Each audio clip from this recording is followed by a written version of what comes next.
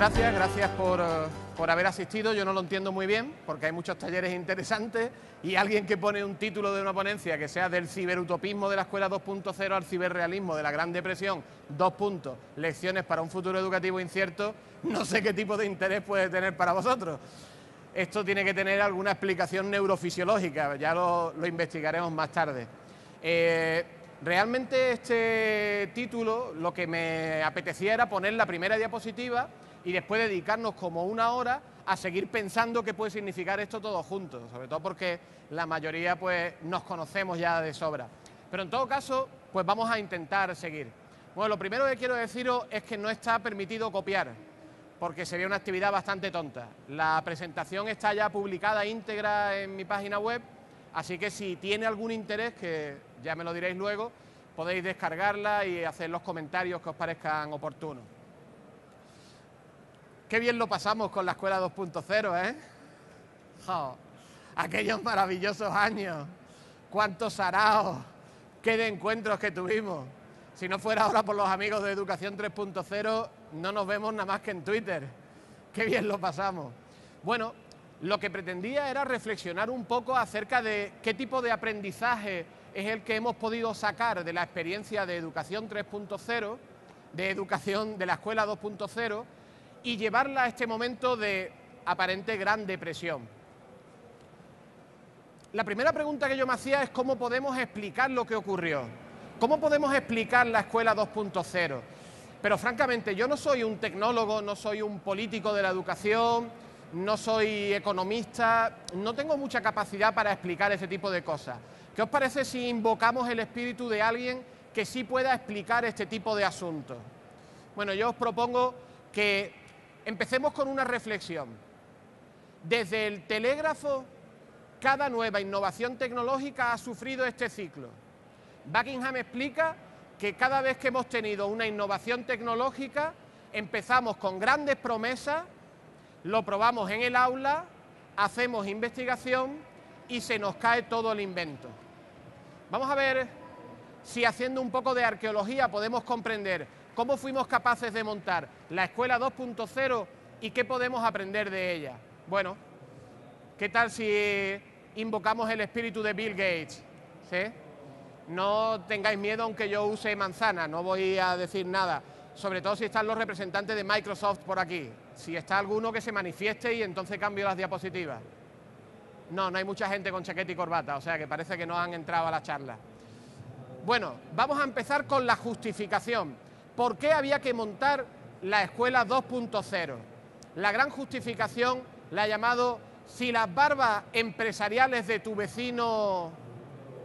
En el año 95 Bill Gates decía esto, 3 citas.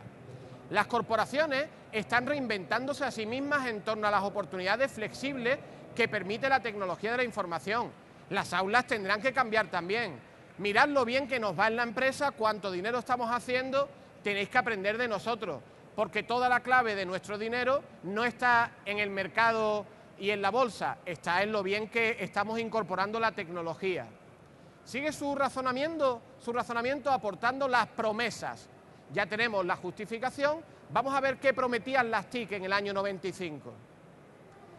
Nos dice Bill Gates: descubriremos todo tipo de enfoques diferentes de la enseñanza, porque las herramientas de la autopista de la información harán fácil poner en práctica métodos distintos y formas diferentes de medir su efectividad. Y después, las computadoras de la autopista de la información podrán simular el mundo y después explicarlo. Impresionante, ¿eh?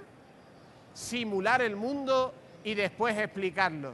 La computadora se convierte en fisis, naturaleza y episteme, conocimiento. Ya lo tenemos todo hecho. Vamos a hacer simulaciones y a entender el mundo en su totalidad. Y a partir de ahí, ¿qué es lo que podemos hacer? Pues rezar a las computadoras de la autopista de la información. Porque además de cada una de las computadoras, veréis lo que sale. Mane. Sin embargo, Morozov ya nos dice y nos avisa: el ciberutopismo, una creencia casi religiosa en el poder de Internet para obrar milagros, desde erradicar el analfabetismo en África a organizar toda la información del mundo, como quiere hacer Google. Daniel Innerarity nos avisa: tened mucho cuidado con el ciberutopismo, porque los procesos técnicos solo tienen éxito cuando están preparados y acompañados por aprendizajes sociales. No es la computadora, Mr. Gates, es la sociedad. Aún así, cuando ya tenemos la justificación y tenemos las promesas, le pedimos a la escuela que cambie. Vamos a ver cuáles son los argumentos, porque en realidad la promesa de la escuela 2.0 era sencilla: esto lo arreglamos con meter unos cuantos ordenadores.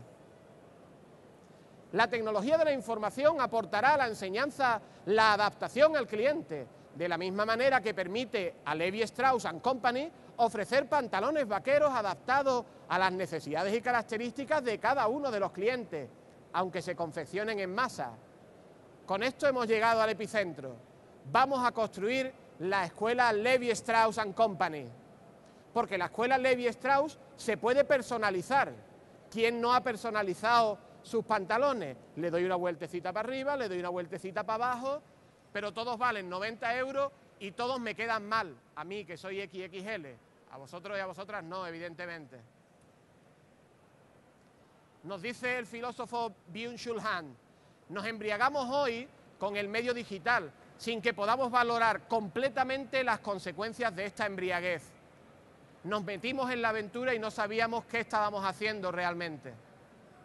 Aún así, un nuevo paso, el crowdfunding educativo, la gran promesa: cómprame, que ya mejoraré yo si acaso.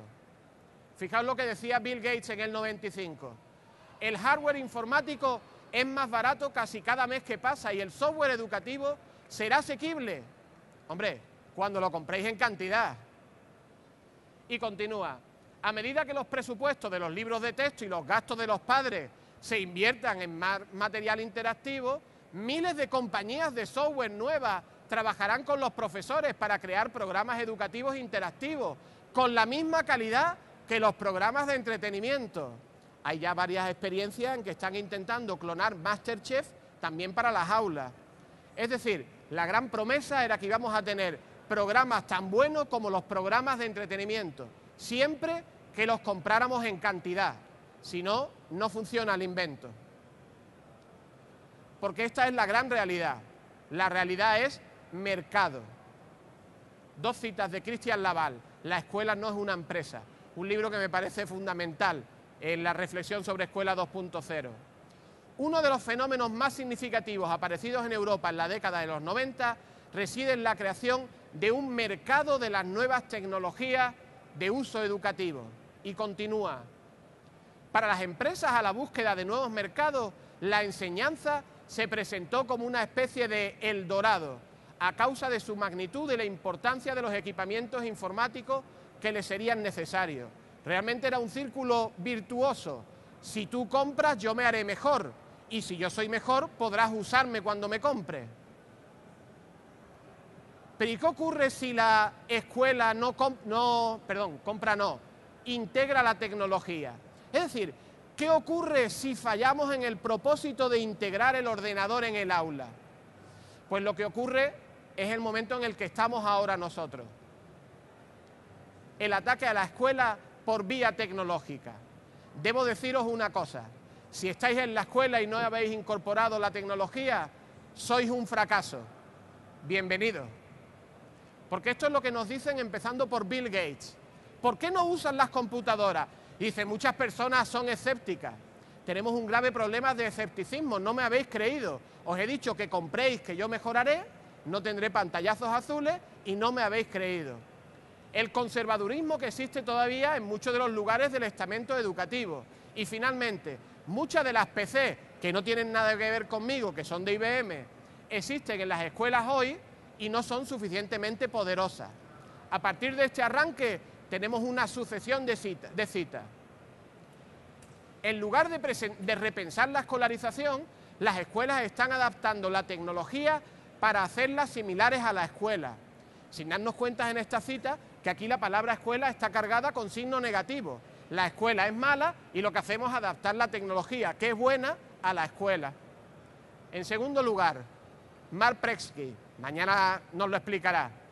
El lugar donde se han producido los mayores cambios educativos no es en nuestras escuelas, que se han convertido en escuelas interculturales, escuelas bilingües, escuelas de atención a la diversidad, escuelas que intentan atender a todos y a todas, escuelas emprendedoras, ecoescuelas, escuelas con planes de lectura y biblioteca, pero no.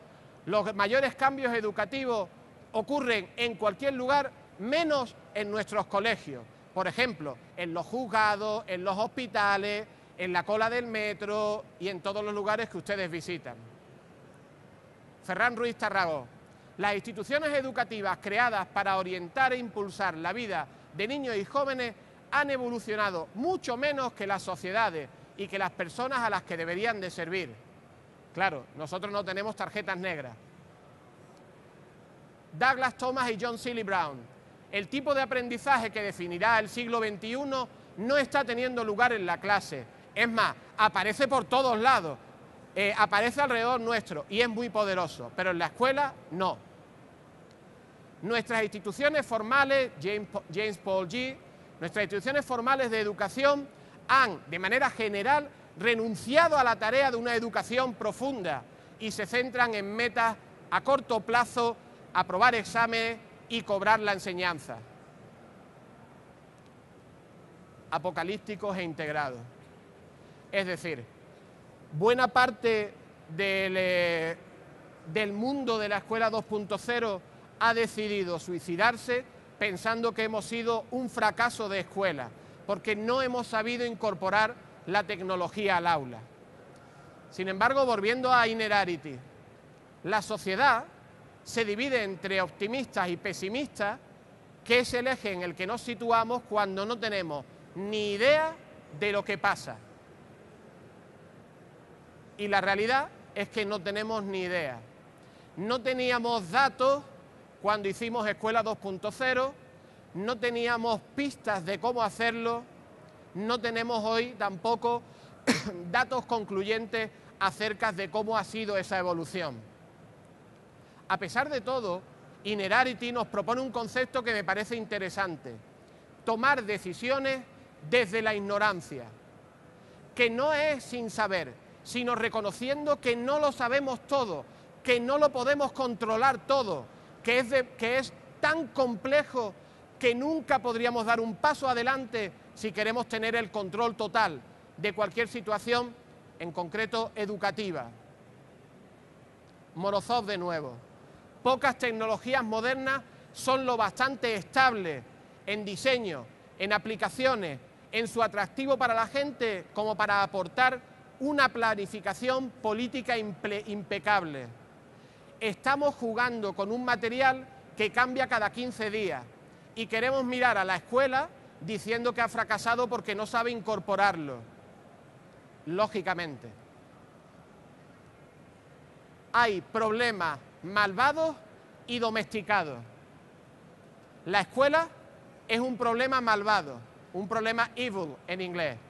¿Y qué significa un problema malvado? Pues como dice Morozov de nuevo, aquel que no puede solucionarse o modificarse a través de unas pocas líneas de código o a través de una asombrosa aplicación en el iPhone. La educación no se soluciona con un poco más de código.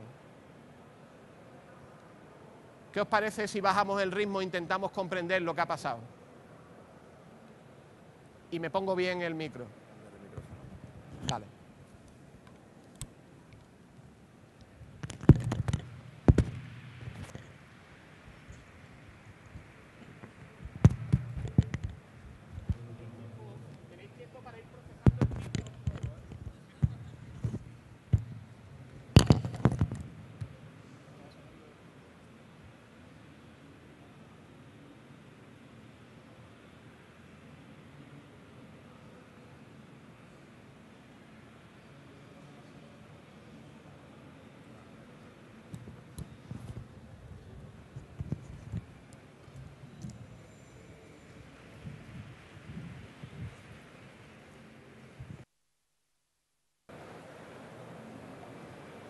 Bueno, ¿qué tal? ¿Os ha dado tiempo a pensar sobre lo que os he dicho?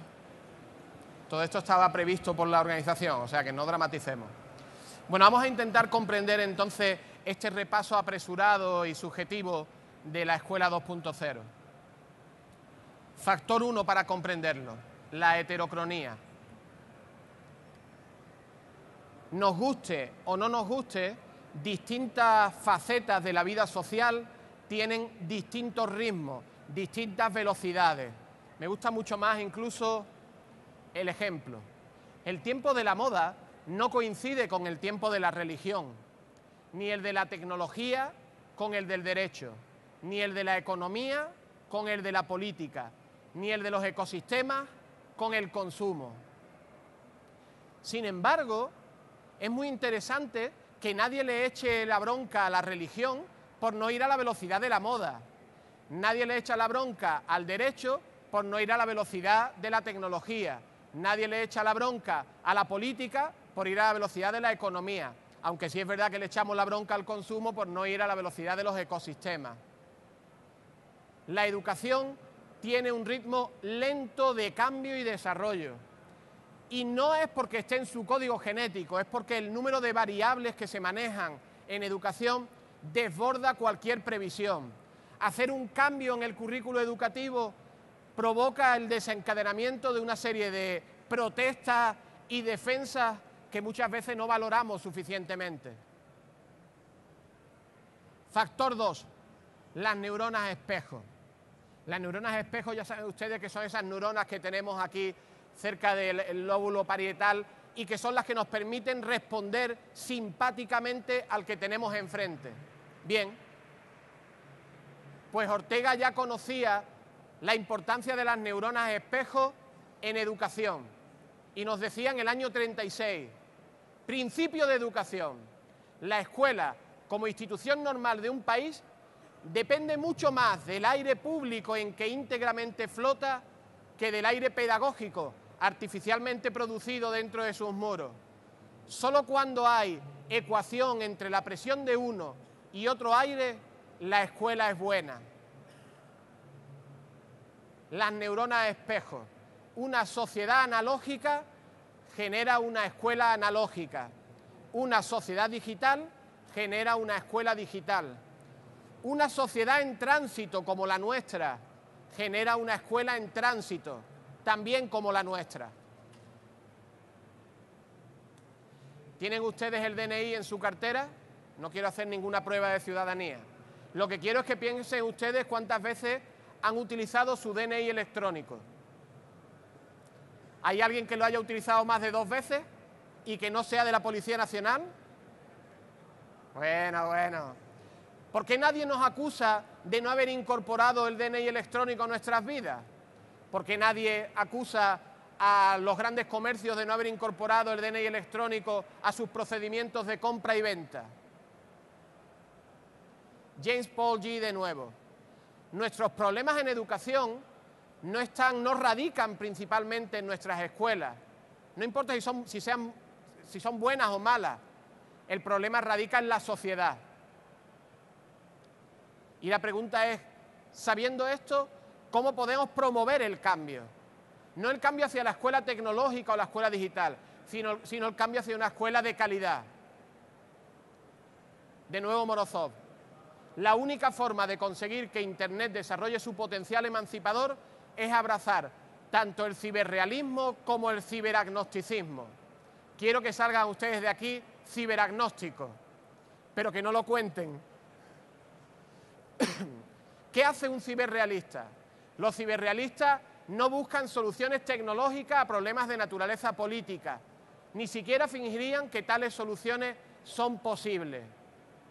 ¿Creen ustedes realmente que cuando estamos trabajando en el aula no estamos en un contexto político? ¿No estamos ejecutando decisiones tomadas desde el ámbito de la política? ¿No gozamos de vez en cuando y sufrimos con mucha frecuencia asuntos políticos cuando estamos enseñando? Desafortunadamente la solución es política, aunque francamente a estas alturas de la película he perdido casi cualquier esperanza de que la solución venga por esa vía. Creo que la solución es cultural y en todo caso responde a que sea la propia sociedad la que realice la revolución digital. y lo está haciendo silenciosamente. Y la solución necesariamente es educativa. Para los ciberagnósticos, la bondad o maldad de Internet es irrelevante por completo. Las prácticas y tecnologías individuales son las que merecen nuestra mayor atención. No me importa nada si han incorporado ustedes la tecnología al aula o a su centro. Lo que me importa es que sus prácticas educativas estén siendo potentes, estén siendo memorables, sean capaces de cambiarle la vida a los chicos y chicas que tienen ustedes delante. Si para eso necesitan ustedes un ordenador, vamos a buscarlo. Si necesitan una tableta, vamos a buscarla. Pero si necesitan un libro de una biblioteca, también habrá que buscarlo. En todo caso, Ferran Ruiz Tarragó nos recuerda, uno de los pilares fundamentales para una revolución copernicana de la educación consistiría en la reordenación de las autobiografías de los profesores.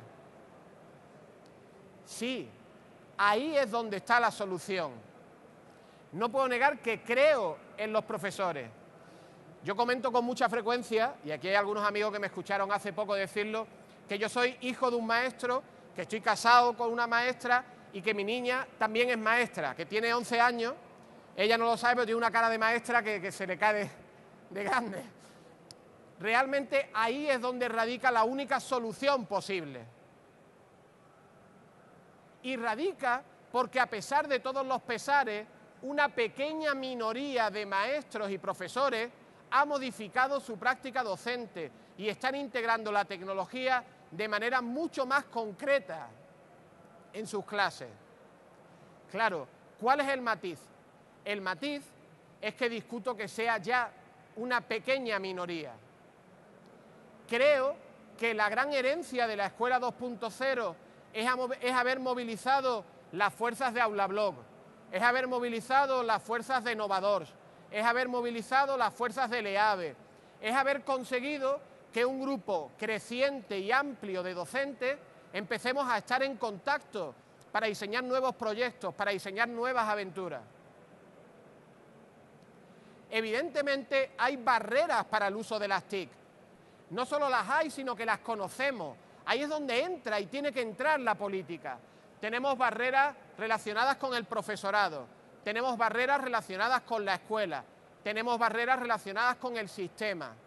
En muchos casos, algunas de estas barreras escapan a nuestra capacidad individual de buscar soluciones. Pero en muchos otros podemos modificar nuestras prácticas docentes. Las prácticas docentes, nos dice Felipe Martínez Ruiz, son el resultado final de un complejo conjunto de factores que individualmente podrían considerarse menores, pero que en conjunto conforman un entramado muy difícil de desmontar. Y estos factores son conocidos. En primer lugar, características personales de los docentes. En segundo lugar, conocimientos, concepciones y percepciones de los docentes. En tercer lugar, el propio estudiante y su familia. Y en cuarto lugar, características de la escuela y el aula. Si nosotros estamos en un puesto de responsabilidad en un centro, si nosotros queremos ser responsables en nuestra aula, estos son los 4 grandes ámbitos de cambio. Aquí es donde tenemos que incidir para provocar el cambio. ¿Sabemos por qué se acepta y se integra la tecnología y por qué no se integra? Tenemos modelos desde hace muchos años que nos lo explican. Este es uno de los modelos más conocidos. Cuando aumenta la utilidad percibida de la tecnología y cuando aumenta la facilidad de uso percibida, se produce una mejor actitud hacia el uso del ordenador y esa actitud es la que genera intención de uso. No nos engañemos, en muchos casos esta utilidad percibida y esta percepción de facilidad de uso no era la razonable, no era la idónea. Y a partir de ahí, el segundo pilar del que nos habla Ferran Ruiz Tarragó es la propia estructura de la escuela. Sin lugar a dudas, la organización de centros es el nuevo santo grial. En muchas ocasiones, nosotros como individuos, lo que hacemos es responder a estructuras que están organizadas. Nos meten en un departamento de lengua y de repente eres el de lengua. Nos meten en un departamento de tecnología y de repente eres el tecnólogo. Hay que cambiar esas estructuras y eso sí es posible. Sí es posible construir nuevas estructuras de organización de centros y muchos de nuestros centros lo están intentando. Y en tercer lugar, en educación necesitamos mucho más conocimiento usable. Y esto realmente es una reflexión para la propia universidad y para aquellos de vosotros o de vosotras que podáis hacer investigación.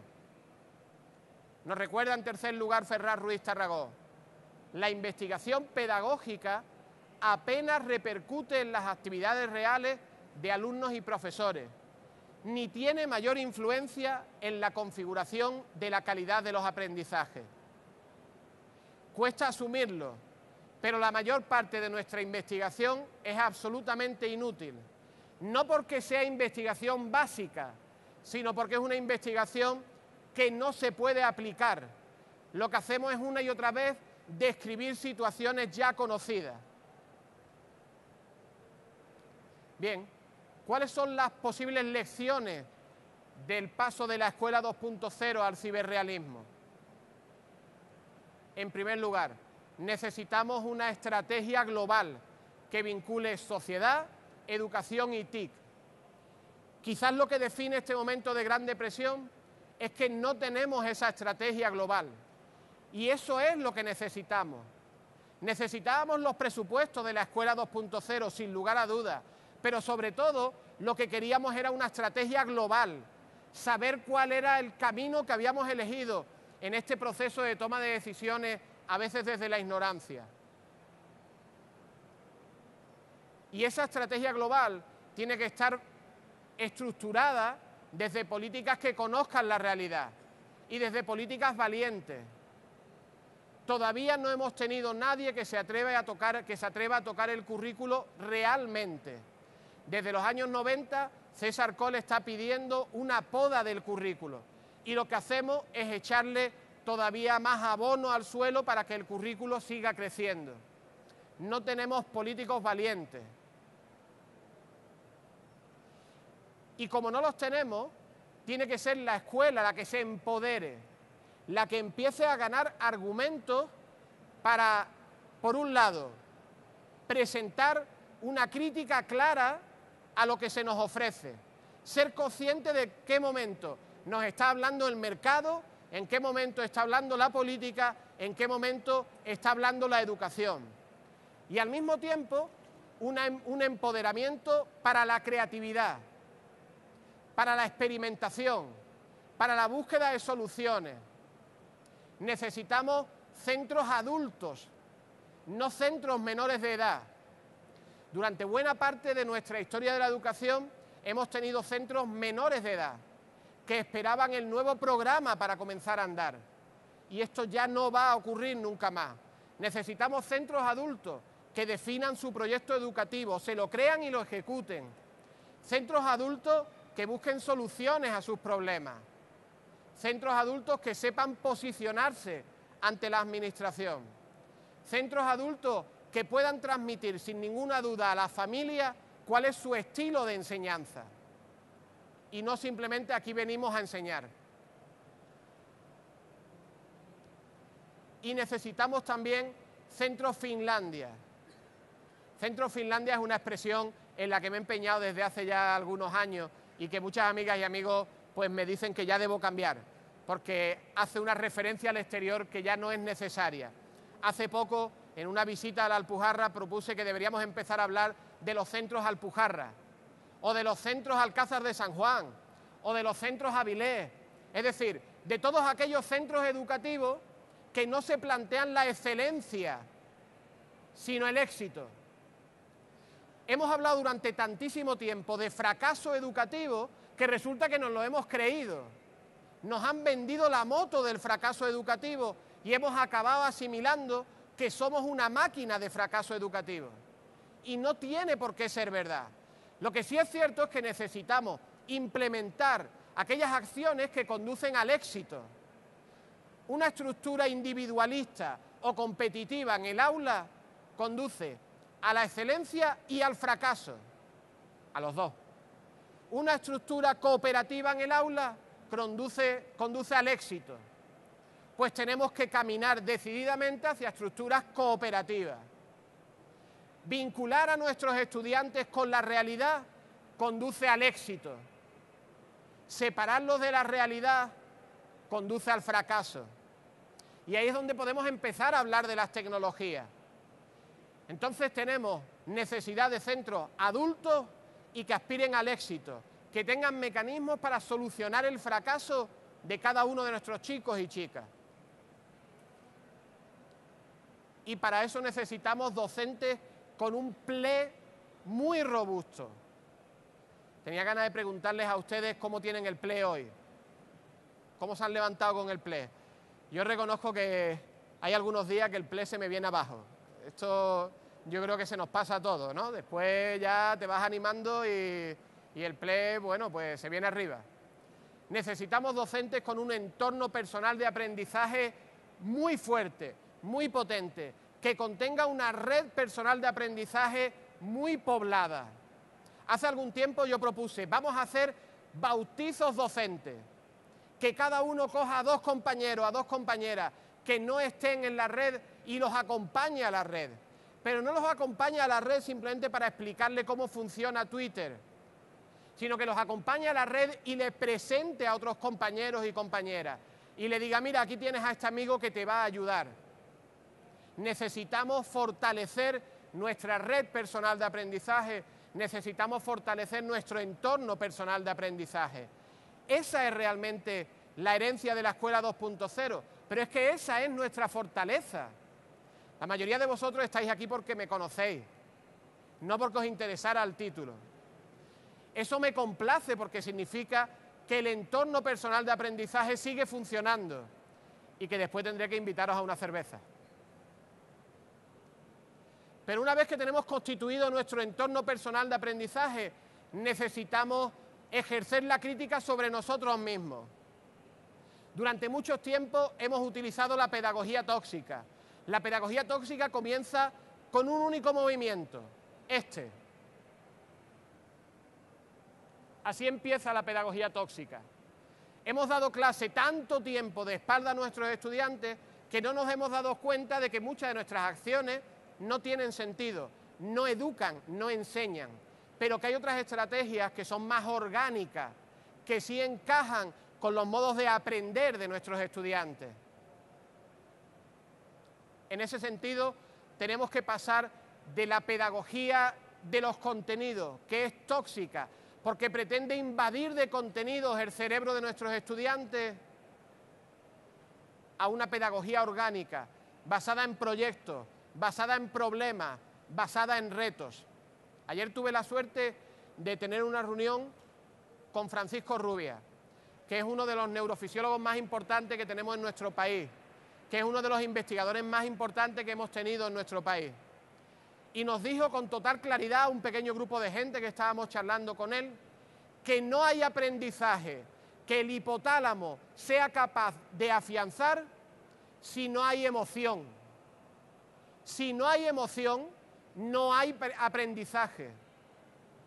Y él, que es investigador, que es científico, decía que no tiene sentido memorizar la tabla de multiplicar, que no tiene sentido memorizar buena parte de los elementos que hemos estado memorizando, porque están faltos de emoción. Yo me atreví a preguntarle después si la emoción tenía que ser negativa o positiva, porque la negativa la hemos ensayado también mucho. Hemos jugado mucho con el aprendizaje asentado en emociones negativas. Y él nos respondió con total claridad. Son las emociones positivas lo que permite que el hipotálamo afiance el aprendizaje. Así que ya está bien de pensar que la repetición es la clave de nuestro trabajo. No es la repetición, es el reto, es el problema, es ofrecer un proyecto a nuestros estudiantes. Y eso significa que tenemos que ponernos las pilas. Significa que tenemos que empezar a enseñar de una manera distinta. Hace poco un grupo de compañeros nos embarcamos en la aventura de intentar pensar cómo podemos producir artefactos digitales. En breve tendremos esta publicación hecha por compañeros y compañeras de educación secundaria, todos ellos herederos de la Escuela 2.0. Tenemos que hacer artefactos, pero quizás no ya solo en barro, que también, quizás no solo en madera, que también, quizás no solo un texto escrito con lápiz y papel, que también. Ahora lo que podemos, y para eso es para lo que sirve la tecnología, es para construir artefactos digitales que vayan desde el robot que nos han enseñado a la entrada hasta el diseño de aplicaciones móviles que nos han explicado algunas compañeras y compañeros. Hagamos artefactos de los cuales nuestros estudiantes puedan sentirse orgullosos, y ahí es donde está la emoción que permite fijar el aprendizaje. Necesitamos tecnologías usables, necesitamos tecnologías sostenibles. Salgan ahí y díganselo a los expositores. No ofrezcan nada que no sea usable y sostenible, porque los que estamos aquí dentro no tenemos capacidad para estar haciendo crowdfunding educativo constantemente. Todo tiene que ser usable y sostenible, y si no, que se lo ofrezcan a otra empresa, pero no a educación. Y para acabar, necesitamos evaluación transformativa. Yo tengo muy claro que me gusta leer los informes de PISA, pero PISA no es evaluación transformativa. ¿Alguno de ustedes ha hecho algún cambio en su escuela por lo que está diciendo PISA? PISA es la herramienta de la OCDE para averiguar cómo funcionan hoy los sistemas educativos de tal forma que podamos invertir, que puedan invertir en ellos dentro de 15 años. La OCDE lo que está haciendo es clarificar a los inversores dónde tienen que poner su dinero. PISA no nos sirve para transformar la escuela. No estamos consiguiendo nada gracias a PISA, excepto justificar cierto tipo de política. No, la evaluación que tenemos que hacer es la evaluación que nos cambia, pero que nos cambia en el centro. Evaluación que nos da datos acerca del cambio de nuestros estudiantes, de la satisfacción de nuestra familia, de nuestro propio desarrollo profesional. Y como ya se me acaba el tiempo, una última pregunta. ¿Y qué vais a hacer a partir del lunes después de haber estado en SIMO? ¿Realmente vais a estar aquí y no vais a asumir ningún papel? ¿No vais a tomar ninguna decisión? ¿Cómo va a cambiar vuestro entorno después de haber estado en SIMO? Esa debería de ser la razón de ser de toda esta inversión. ¿Qué vais a hacer el lunes después de haber estado en SIMO? Bueno, yo creo que al menos tendréis que contar lo que os ha parecido esto. Tendréis que contar qué os habéis llevado de aquí. Tenéis que levantar la voz. Tenemos que seguir haciendo ruido en las redes sociales para que la comunidad de docentes herederos de la Escuela 2.0 no quede solapada bajo la idea de fracaso o bajo las voces de mercado. Veréis, detrás de toda mi ponencia había una pequeña trampa lingüística. Una trampa que yo he contado además ya en muchas ponencias y os pido disculpas si alguna vez me la habéis contado, pero para mí es fundamental. Hace 5 o 6 años estaba yo en quizás uno de los másteres educativos más caros que hay en nuestro país. Y después de estar 5 días trabajando con los chicos y chicas de ese máster, me fui a tomar café con uno de ellos, con algunos de ellos, y se me acercó uno, 2 metros por 2 metros. Yo pensé, este tío sí que va a cambiar el sistema educativo, aunque sea guantazo. El caso es que se me acerca este chaval y me dice, Fernando, esto que tú has contado me ha cambiado la vida. Y yo le digo, hombre, te lo agradezco porque, en fin, uno siempre le satisface saber que ha tenido impacto. ¿En qué sentido te ha cambiado la vida? Y me dijo con total claridad, mira, después de esto que tú me has contado, no me pienso dedicar a educación en la vida. Sois unos idealistas zumbaos que creéis que se puede cambiar todo. Sois unos utópicos. Así no se puede avanzar. ¿Cuál era el problema de este chaval? El problema de este chaval es que no tenía ni idea de griego. Porque utopía no significa imposible. Utopía significa que no está en el lugar. No está en el lugar. Vosotras, vosotros, sois los que hicisteis que la Escuela 2.0 no fuera utopía, que estuviera en el lugar. No se puede decir que es utópico, está en vuestras aulas porque yo he ido a verlo. Y ahora, en el momento de la Gran Depresión, cuando nos quieren decir que somos un fracaso, tenéis que recordar esto: somos la profesión de los utópicos. Conseguimos que lo que no está en el lugar sí esté en nuestras aulas. Do the never. Aunque no lo hayamos intentado nunca, vamos a intentarlo una vez más. Vamos a hacer que el aprendizaje sea algo memorable, que sea algo potente, que sea algo de lo que nos sintamos orgullosos al final del curso.